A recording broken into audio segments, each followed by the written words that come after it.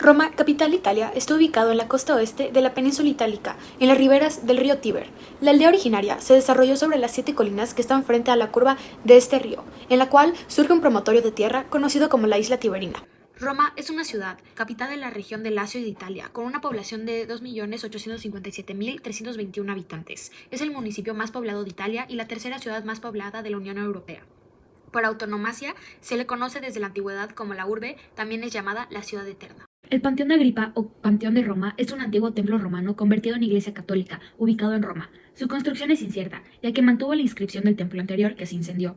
Dedicado a todos los dioses, el edificio es circular con un pórtico de columnas corintias y una cúpula de hormigón con un óculo central. Es la cúpula de hormigón sin refuerzo más grande del mundo. Ha sido utilizado continuamente y desde el siglo VII es conocido como la Basílica de Santa María y los Mártires. El anfiteatro Flavio, pero también conocido como el Coliseo, fue un edificio que tardó 8 años en construirse con ayuda de miles de esclavos. Es un edificio ovalado de 48 metros de altura y tenía la capacidad para 50.000 espectadores, ¿no? Y este fue construido de piedra y hormigón. Este pues lleva el nombre de la familia Flavia, que fue en honor al emperador Vespasiano. Y bajo su mandato el Coliseo pues fue iniciado, ¿no? Es el más famoso y más grande del mundo antiguo.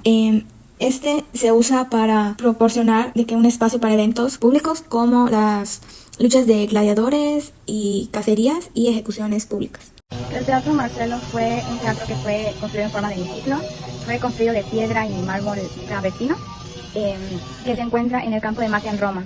Este teatro contaba con un tolo que cubría las gradas y podía albergar entre 20.000 y 15.000 personas. Este fue el primer teatro permanente de piedra, procedido del Teatro Pompeyo en tamaño. Y este fue hecho por Julio César y terminado por Augustino, y se lo dedicó a su yerno y sobrino.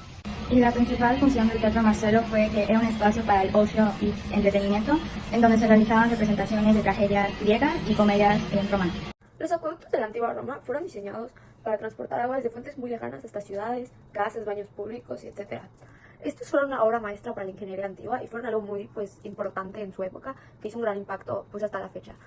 Estos fueron diseñados con un sistema de sifones, túneles y canales que aprovechaban la gravedad para poder cumplir su trabajo.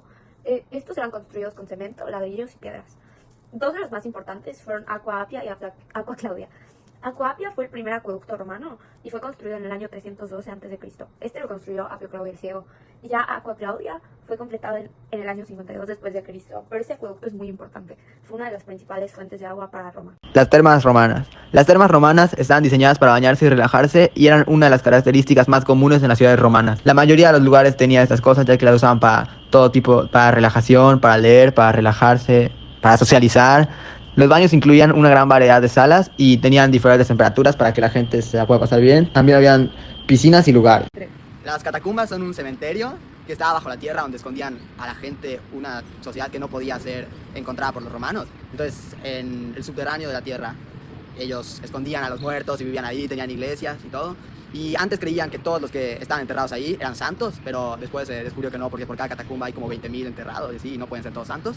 Y cuando estás abajo, apenas bajas a la catacumba, ya es lugar del Vaticano, ya no estás dentro de Roma, estás dentro del Vaticano.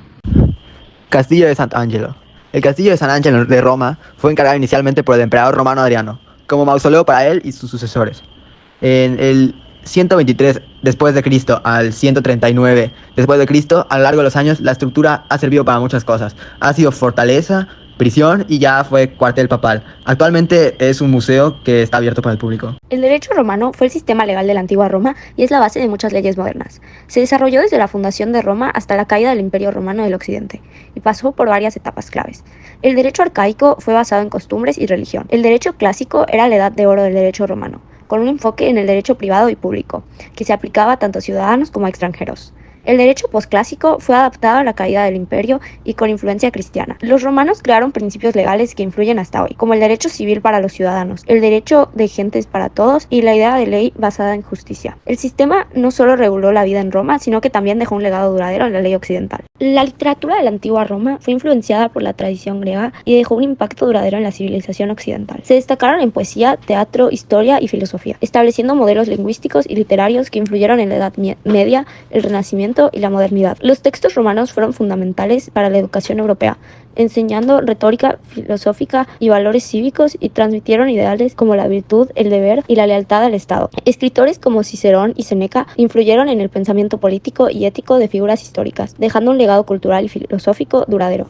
La pintura romana, influenciada por el arte griego, desarrolló un estilo propio, especialmente en frescos murales con colorido y movimiento. Usaban técnicas como el fresco, encausto y temple. Sus géneros incluían paisajes, retratos, escenas cotidianas y mitológicas. Destacan los frescos de Pompeya y retratos de momias en Egipto. Aunque basada en la tradición griega, la pintura romana llegó a tener su propio carácter decorativo y artístico. Entre las pinturas más conocidas están Demus Aurea en Roma, Penteo, Casa de los Veti, Pompeya, Naturaleza muerta en la casa de Julia Félix, igualmente de Pompeya. El arte pictórico romano destacó en el uso de mosaico, principalmente para suelos, aunque en la época bizantina reemplazó a los frescos en los muros. Los romanos utilizaron técnicas griegas como el opus tessellatum y aportaron el opus sectile. El mosaico más famoso es el mosaico de Alejandro, descubierto en 1831. Las esculturas romanas, estas se destacaban por su realismo y por capturar la precisión de detalles anatómicos y sus expresiones, ¿no?, faciales. En estas se utilizaba principalmente el mármol y el bronce. Con el mármol era para acabados detallados y el bronce para piezas grandes. Esas esculturas se hacían con retratos de figuras históricas y eran decorativas en monumentos públicos, y pues estas esculturas también narraban de que eventos importantes, y fueron también influenciados por la cultura griega. Y los romanos para estas desarrollaron un estilo más práctico y realista. Y pues como ya había dicho, o sea, algunas esculturas contaban con historias pues mitológicas que eran pues de la antigua Grecia y eventos históricos.